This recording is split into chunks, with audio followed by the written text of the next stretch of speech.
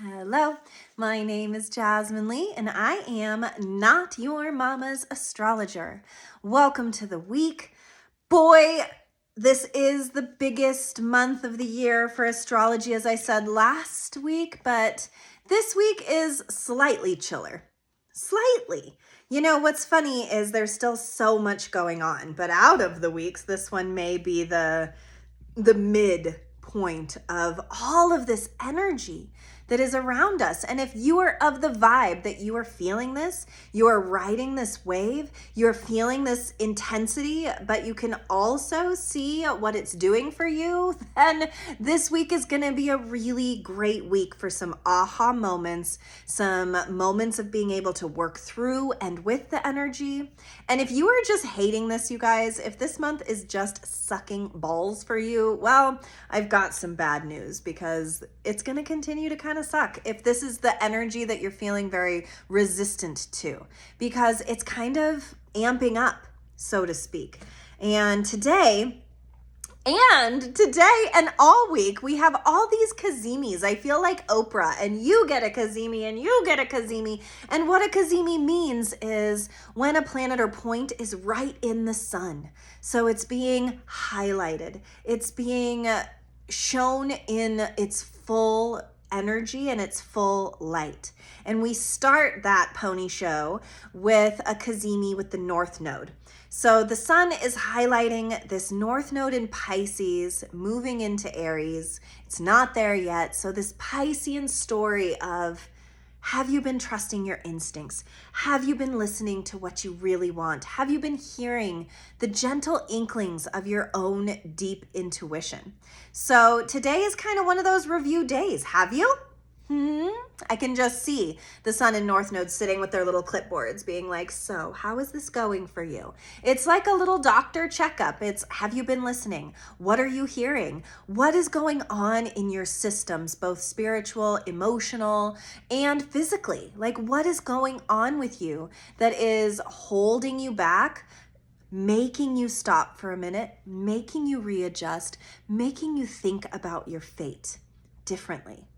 Because the truth is, oftentimes we are all traveling in this very routinized circular path.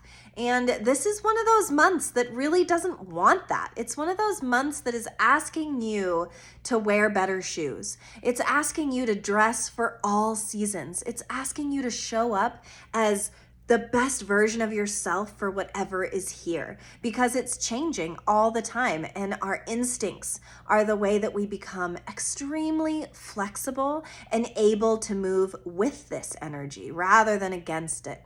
As they say, resistance is futile, because truly it is. Truly, whatever you resist persists. And I do believe that, because I am the queen of resistance. I have spent so much of my life resisting these fears that I'm going to be left, or resisting this fear that I'm going to have to do it on my own. And this month has been asking me to step into my power, to step into my independence, to have to do so much alone, to have to figure out who I am going to be in this next iteration of self.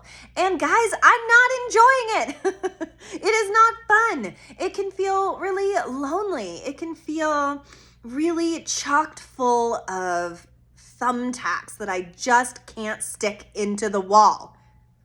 Listen, I'm a teacher assistant and I stick a lot of thumbtacks in a lot of walls. And so that reference, super relevant for me. Maybe not for you. But do you know how your thumb gets like sore and you're like, for the love of God, is it a thumbtack? Is it? Or is it a little death button that keeps pressing my thumb pad over and over? And that is how I feel, triggered over and over by these things that I know what that feels like. I know what that is. I know why it's happening. But the fact that I keep having to subject myself to it over and over becomes this thing that is very hard and creates this resistance that really doesn't help the path get paved, if I'm being honest. So the Sun conjunct North Node right now is this opportunity to say, why are you resisting? What are you afraid of? when it comes to this new path. And why I bring up what are you afraid of is because also today, the moon is in Scorpio, very deep indeed. And it is squaring Pluto, very deep indeed. We all need these trips into the underworld of ourselves to reevaluate where our fears are at and how they are holding us back. How are you holding yourself back because you are afraid? And what are you afraid of? And if you pushed into that thumbtack of fear, what callus could get developed that would allow you to no longer have that fear? All of us live in a fear-based reality. All of us. Politics, Hollywood, social media, it all thrives on the beast, the hungry beast of our fears, of our worst nightmares, of our stress points, and it pushes. Oh, does it push? Pushity push, push, push. And we are allowing ourselves to be pushed. And this week is one of those weeks, it's like an astrological new year because there's energy that is burning up. There's all these planets so close to Aries, just kissing it and heading into Aries in the next few weeks. This week, the sun moves into Aries. And so there's all of this. Pisces is the very last sign in the astrological wheel. So it's what have we learned? What has our gut instinct taught us, told us? Moving into Aries, what are we creating now going forward? Because Aries is the very beginning of the astrological wheel, the zodiac. And so it's this beautiful homecoming. It's this lovely endings, meeting with these new beginnings, and it'll go into that cardinal energy. We have the energy to do it. Just not this week. Sorry, guys, not this week. This week isn't going to be chocked full of energy and initiation and go-getterness. It's more this very deep seated review of what did we accomplish this cycle, this year. And we do so many New Year's. There's our New Year's, January 1st. There's the Chinese New Year's in February, and there's this one. And this one is so potent to me because it is also the spring equinox this week. We are heading into spring. So this week is a deep, deep week for planting these seeds. And not seeds of doubt, because when we plant these seeds of doubt of, well, I really want this thing, but it hasn't been going my way. And so now I have fear and I have anxiety and I don't think I can do it. Because whether you think you can do a thing or not, you're right. And so how are we shooting our own selves in the foot right now? That's what this week is for. There's still Mercury retrograde. There's still Venus retrograde, okay? Mars is still pretty cranky in Cancer. And there's still a lot of energy that is asking us to wait. Stop, drop, and roll, bitches. Think about it.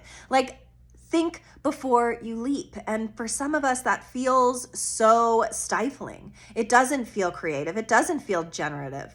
But there's also that last kiss of winter darkness, that last bit of what do you want to do with this one precious life? What have you been doing this year with your one precious life? And then Wednesday, the Cazimis continue. There is a Cazimi in Neptune. So the sun is highlighting our dreams, saying goodbye to the ones that have stayed too long, to the ones that aren't us anymore, to the ones that grew us and succeeded us or held us down. And now it's time to let them go. Plop into this oceanic waters of Pisces because Neptune's coming for Aries. Okay, Saturn wants to get into Aries here. The sun is moving into Aries. North Node wants to go into Aries. Venus is in Aries, retrograding. It will kiss Pisces again. But right now, Venus is in Aries in its retrograde. So there's all of this ask to step up to the plate and to examine where our independence is. Who is helping you? And is it really helping you? Are you doing it too much on your own? Are you hyper vigilant, hyper independent? These are kind of the themes that we're going into this week, that we're going into for the rest of the year. So when Neptune is Cazimi right now, on Wednesday rather, it is this really big ask of us to explore our dreamscape, to explore what we have been wishing for, what we had been wishing for, what has come true, and what still feels unfulfilled. So I would love this week to be a dream board week, a wish board week, a time to think about how our wishes and how our fears have coincided and walked side by side. What have we healed this year, and what have we stirred up? And then Thursday, the sun moves into Aries. Here we go. Aries season. It is time. It's time to have sunshine days. It is time to see things in a new way. And while Aries can be very forward thinking, it's the startup energy. It's cardinal. It wants to say, I'm here. I'm here to create. I'm here to start. Let's go. Let's start. If you don't know what you're starting, if you don't know what you're manifesting, if you aren't very specific about what you want your next cycle to look like, well, you're going to get bulldozed, my friends, by this energy, by this nonstop relentlessness that Aries drives us towards and through.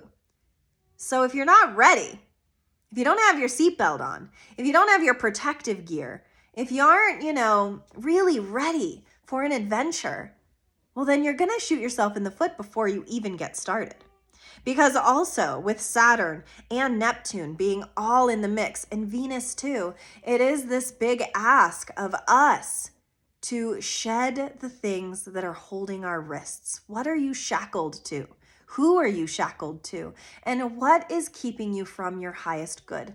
These are all really important questions, and I don't expect you to have the answer to all of them this week. It's more, if you can take this week to really understand both your successes and your follies, then you're going to set yourself up so well to pick up the pace, to enjoy the pace, to start the jog, and to allow your stamina to extend rather than these short bursts that leave you exhausted and sore. I know, I just completed a jogathon that I did not stretch for. Thighs still sore. Real talk, 2 days later. That's the kind of stuff I'm talking about, though, you guys. You have to prepare for whatever it is you're undertaking. And it's so interesting because Aries also rules the body. So we know about our body systems. We know that our body does that. Aries is going to show us a lot about our body this cycle as well. But we don't do the psychic stretching. We don't do the soul stretching the way that we should. We don't want lactic acid in our souls. Like, ew, that's disgusting. And it makes us move slower. And the truth is, we have been moving slower. There's been so much in Pisces, and Pisces rules the more intuitive, quiet self. And now it's time. Come out wherever you are. We're done playing hide and seek. We're here to be seen. We're here to sing. We're here to do what it is we came here to do. So get excited. I mean, there's going to be all kinds of roadblocks. Mercury's retrograde, Venus is retrograde. There's all of these like roadblocks that are here to ask you, but do you really want it? But do you really want it? But do you really want it? So ask yourself, what do you really, really want? What do you really, really want? And it can't just be happiness, love, peace on earth, because that's not specific enough. Okay, guys? It's just not. Because I want love, I want peace on earth, I want happiness, sure. Checkbox, checkbox, checkbox. But all of those things mean something different for each of us as individuals. And if you don't understand yourself enough to know what it is you're needing right now, well, then you're going to get under that tire truck of Aries and you are just going to get dragged along the highway. Gross. You don't want that. No, you do not, nor do I. And so it is as much advice to you as it is to me to get very clear on what it is I am going to sow this year. What seeds am I planting? What joys am I anticipating? Because things don't come true if we don't believe in them. That's, to me, those stories about fairies and leprechauns and Santa and all of the beautiful stories that are surrounding us, surround our trust and our faith in the magic that is always around us and always there for us. And that we can get taken into these deep, deep depths that we're in right now, the last little dregs of winter, and we can still see the horizon. We can still see the light. We can still stoke the flames. We can keep ourselves but a mere candle on a windowsill, waiting for the light to return in all of its glory. And when it does return, who do you think you are? Because when the light does return, it will shine on you and what you are doing. So make sure you're doing what you really want to be doing and manifesting what it is you really need to be manifesting right now. And then Friday, Venus is going to be having this lovely little sextile to Pluto, and Mars is going to be trining Saturn. So there are these lessons and there's these transformation opportunities to really step into our own integrity, to really say, I see what I did there. I see what the misstep was. I see where I turned left when maybe I should have turned right. I see where my fear really held me back in these moments. And that's really lovely. And then Saturday, the next Cazimi, that's Venus. Venus coming into the sun. And finally, we get some reflection on why this has been so hard, why relationships have been so challenging, why we in relationship to ourselves have felt so challenged. This weekend is a big, beautiful weekend to double down on your love, to double down on your relationships that are working, and to really burn to the ground, burn, baby, burn the crap that is no longer serving you, the relationships that only take, the commitments that really don't honor where we're at right now. We really can make some moves this weekend to make that better. And then Sunday, the sun sextiles Pluto to say yes. Yes, when we transform, we become the better versions of ourselves. When we're willing to face our darkness, that is when, the card I pulled, to be fair, that is when our scales start to balance. Being true to yourself isn't always easy, but it develops a language for which others can communicate with you. If you have a crappy ass boundary and you are supposed to get coffee with your friend, but you don't want to get coffee with your friend, guess what? Your friend is going to feel that no. Your friend doesn't want your shitty ass obligatory coffee. No, she don't. I can tell you from personal experience, I don't want none of that. And nor do your friends. So the saying no, the holding space for more accurately portraying yourself in the world will start reflecting your own inner truth, your own righteous authenticity. And then when you are ready to go get coffee, that's going to be a dope ass time because you're going to be ready for it. If you are just continually stretching yourself thin, if you are signing up for too many meal trains, if you are doing too much for others, you're going to feel it. You already are feeling it. I don't even need to hear it from you. I know you are because we've all overextended over this period of time. And now I'm here to tell you that the train is moving. It is time for something new. And it no longer serves to keep our heads down and to just do the work. That doesn't work. That's not fair. It's not fair to the people that you are martyring yourself out to. And it's most certainly not fair to you.